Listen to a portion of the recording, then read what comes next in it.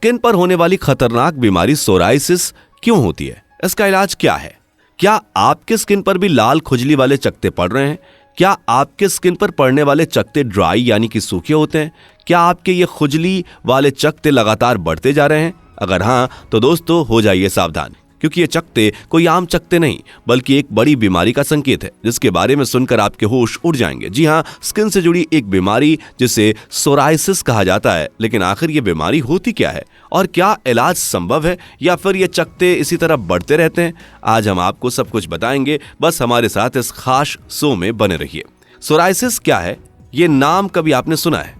अगर नहीं सुना तो अब सुन लीजिए, क्योंकि ये स्किन की बहुत बड़ी समस्या है। भले ही आप इस समस्या को नाम से ना पहचानते हो, लेकिन हम शर्त लगाकर कह सकते हैं कि किसी ना किसी के स्किन पर इस परेशानी को आपने जरूर देखा होगा। असल में ये एक ऐसी कंडीशन होती है जिसमें लोगों के स्किन पर चकत्ते पड़ जाते हैं। ये कोई नॉर्मल चकत्ते नहीं होते, बल्कि ये लाल रंग के होते हैं और इनके ऊपर सफेद पपड़ी जैसी होती है। ये बिल्कुल सूखे होते हैं और दिखने में बहुत ही अजीब लगते हैं। पर सबसे बड़ी दिक्कत तो इसमें होने वाली खुजली है, जिसे खुजला खुजला कर हर इंसान पगला जाता है। और आपने अक्सर इस तरह के चकत्ते इंसानों को खुजलाते हुए देखा ही होगा।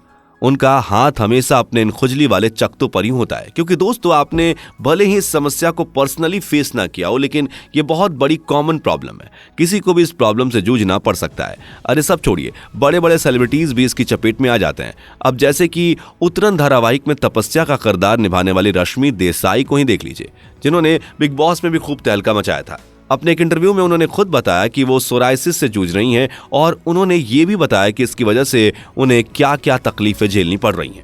ऐसे में सबसे बड़ी पहेली तो यहाँ पर यह खड़ी हो जाती है कि आखिर यह सोराइसिस होता क्या है और यह होता क्यों है। तो दोस्तों, एक्सपर्ट्स के मुताबिक सोराइसिस एक चमड़ी की कंडीशन है जिसमें स्किन पर लाल छोटे छोटे धब्बे हो जाते हैं। उनमें से स्किन गिरती रहती है, जैसे आपके सर से डंडरफ गिरते हैं। उसी तरह उस धब्बों में से सफेद सफेद स्किन निकल कर गिरती रहती है, जिसकी वजह से आप कहीं जाते हैं तो आपको शर्मिंदगी महसूस होती है, क्योंकि सिर से डंडरफ गिरना तो एक बार इंसान फिर भी झेल ले, लेकिन स्किन से धब्बे निकलना, उसमें से स्किन गिरते रहना वाकई में काफी अजीब है। और इसमें होने वाली खुजली को तो हम कैसे भूल सकते हैं, जो इंसान का जीना दुश्वार करके रख देती है। आपको बता दें कि सोराइसिस एक जेनेटिक कंडीशन है, लेकिन उसके साथ साथ ये ऑटो इम्यून कंडीशन भी है।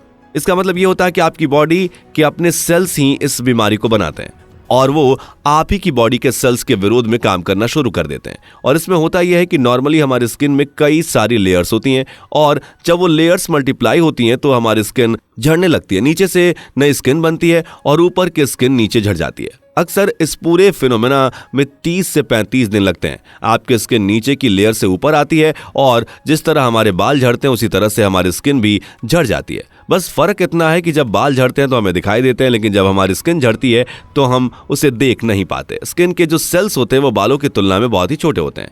लेकिन जब किसी को सोराइसिस होता है तो स्किन के झड़ने का यह प्रोसेस थोड़ा फास्ट हो जाता है, यानी कि 30 से 35 दिन की बजाय 7 दिन के अंदर ही अंदर की त्वचा ऊपर की तरफ आ जाती है, पर वो स्किन झड़ नहीं पाती और इसलिए ऊपर इकट्ठा हो जाती है। सोराइसिस असली में आपके डेड स्किन सेल्स हैं जो स्किन के ऊपर आकर जमा हो गए हैं, यानी कि आपकी बॉडी में डेड स्किन सेल्स की बहुत बड़ी भीड़ इकट्ठा हो गई है, और यह आपको ज्यादातर कोहनी और घुटनों में या स्कैल्प्स पर दिखना शुरू होती हैं। सोराइसिस सारी जिंदगी आपको सिर्फ बालों पर भी हो सकती है। इसे स्कैल्प सोराइसिस कहते हैं, जो सिर्फ बालों तक ही सीमित रहती है, या फिर ये हाथों और पैरों में भी हो सकती है, जिसे प्लमर और प्लांटर सोराइसिस कहा जाता है। दोस्तों, ये कॉम्प्लिकेटेड कंडीशन इसलिए होती है क्योंकि इसमें और भी कई सारे फैक्टर्स होते हैं जो एक साथ बहुत जरूरी रोल प्ले करते हैं, और यही वजह है कि आज तक सोराइसिस का कोई पक्का तरीका जो पूरी तरह से इस बीमारी को ठीक कर दे वो नहीं है। वैसे दोस्तों, आपको बता दें कि सोराइसिस कुछ दवाइयों से भी हो सकती है, इसलिए जो दवाइयां आप खा रहे हैं उसे बिना डॉक्टर की सलाह से ना लें।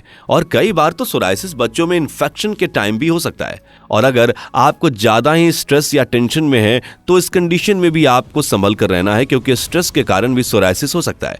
ध्यान देने वाली बात यह है कि ठंड के मौसम में ये ज्यादा बढ़ जाती है। नॉर्थ इंडिया में इसे ठंड में होने वाली बीमारी के तौर पर भी जाना जाता है। अब दोस्तों, सोराइसिस क्यों होता है ये तो आपको पता चल ही गया, लेकिन सवाल ये खड़ा होता है कि क्या इससे बचा जा सकता है, और अगर किसी को ये बीमारी हो गई तो फिर इसका इलाज क्या है। तो दोस्तों, सोराइसिस एक ऑटो इम्यून और क्रॉनिक कंडीशन है, यानी कि ऐसा नहीं है कि आप 1 साल ट्रीटमेंट लो और यह हमेशा के लिए खत्म हो जाए। जैसे किसी को डायबिटीज या थायराइड हो जाता है तो सिर्फ उसे कंट्रोल करने के लिए ट्रीटमेंट चलता है, ठीक वैसे ही सोराइसिस को कंट्रोल किया जा सकता है।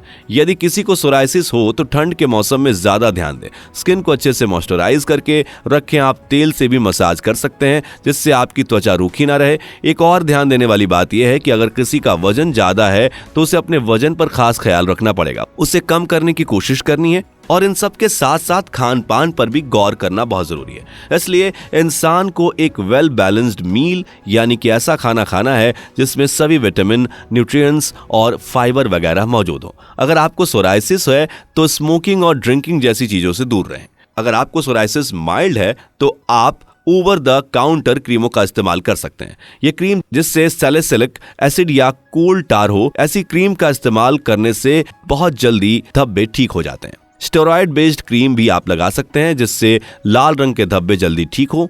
लेकिन दोस्तों, इन चीजों से अगर आपका सोराइसिस कंट्रोल नहीं हो रहा है तो आपको एक स्किन डॉक्टर जो कि स्किन का स्पेशलिस्ट होगा उससे जरूर मिलना चाहिए और वह आपको कुछ गोलियां और इंजेक्शन के बारे में बताएगा और आपका ट्रीटमेंट शुरू करेगा जिससे यह बीमारी जल्दी कंट्रोल होगी। और जिन लोगों का सोराइसिस कुछ ज्यादा ही बढ़ गया है वो बिना इन सब चीजों का इस्तेमाल किए सीधा डॉक्टर के पास जाएं और उससे सलाह लें, क्योंकि वह आपको बेस्ट ट्रीटमेंट प्रोवाइड करते हैं जिससे आपके स्किन पर पड़े धब्बे जल्दी ठीक हो जाएंगे।